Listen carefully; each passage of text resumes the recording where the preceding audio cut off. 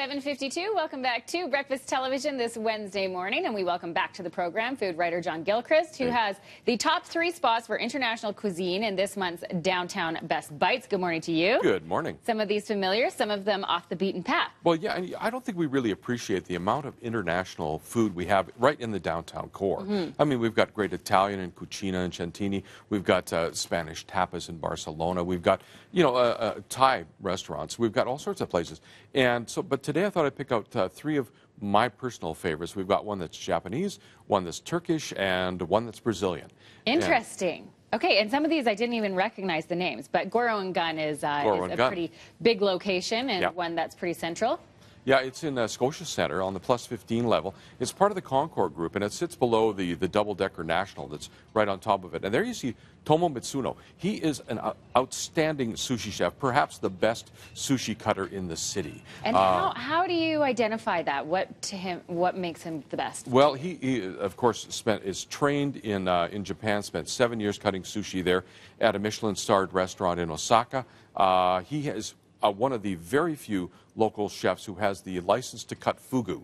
That's the poisonous blowfish. Oh. You got to be really good to do that. Now, it's not like you can, because you can't import it legally into Canada. Right. But if you could, he's the guy I'd want cutting it.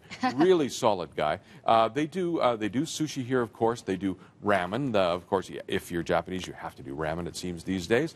And they do lovely spicy lamb ramen with pork broth. They even have a non-broth ramens here of vegetable and seafood that they do cold.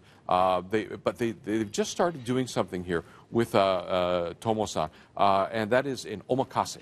And that's where you leave it up to him to decide what you're going to eat. And he does a 12-piece sushi dinner for $50, where he cuts each dish, each piece individually and serves it to you. It is wonderful. No soy sauce, no wasabi. Each piece is flavored individually, and they are outstanding. I did this the other night, and you can still taste it. And by the way, we often get caught up in the idea of where do we park downtown when we come, especially in the evening. We parked in Bankers Hall for $2. That's after 6 o'clock and on weekends. We just walked across, left our coats in the car, walked across the plus 15s. It was great. That's it. $2. You just have to plan for the parking, because some of the underground parking is also free after 5. Yeah. Okay, so be sure to pick your points. Yes. How about this Turkish selection? Well, now, the Turkish place is called Anatolia, and it's in the Burns building attached to the Performing Arts Center, right across from City Hall. And this is a place that has constantly disappointed me for its inability to do good food, especially in a pre-theater setting. Yes. It's the place where you should be able to get in and out and into your seat in Theatre Calgary, ATP, or the Philharmonic.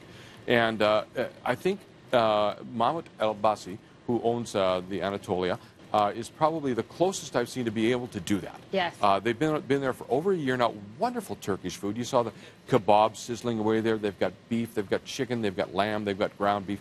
They do a wonderful roast eggplant dish here. It's said in Turkish cuisine you have an eggplant dish for every day of the year. The food here is really lovely flavored, but it's not heavy. So you feel like you can have a nice meal here quickly and then go sit and watch a nice show in the Performing Arts Center without falling asleep or weighing it down. And parking, City Hall Parkade, again, a good deal, $5 after 4 o'clock in the City Hall Parkade. Leave your coat in the car, enjoy it, stay warm inside, all that sort of stuff. It's a great place to go. That's it. That's a great selection on that side of Stephen Avenue. Okay, how about Brazilian Steakhouse? I love, if you've got teenagers, especially guys, if you're really meat-focused, Minas Brazilian Steakhouse.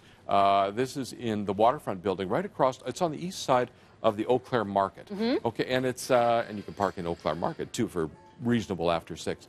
And the Brazilian Steakhouse, there's Jose Montes. He's the chef and the owner there. This is the place where they cook the meats on spits, and the pasadores, the servers, bring it to your table and slice off pieces of it for you. This is only $39. It's a really good deal. He's making a picanha there. If you go in the evening, there are at least 12 different kinds of meat. And if you go lunch, there's a few less, and it's a few bucks less too. They have, what's really great here though is they have a terrific buffet. Great salads, hearts of palm, the feijoada, that's the Brazilian black bean stew. You know, I almost get filled up with just the salad bar alone. It's wonderful. Lots of hot and lots of cold. It's a great salad bar. And but the meats are terrific. And I love the Brazilian steakhouses because they always have this little red and green triangle or cow or something that they place on your table. So when you become comatose and you can't eat anymore from all that meat you've been trying, you just flip over the little cow to the red side, and it's that gets them to stop bringing meat to your table. Then if you recover and want more, you flip it back to the green side, and they just keep bringing the food until you fall over. Go. It just keeps going and going and going. Clever. Yeah. Thank you, John. Thank you For outlining the parking, too. That's very Absolutely. important when people are planning their nights out to eat delicious food in the downtown core. The downtown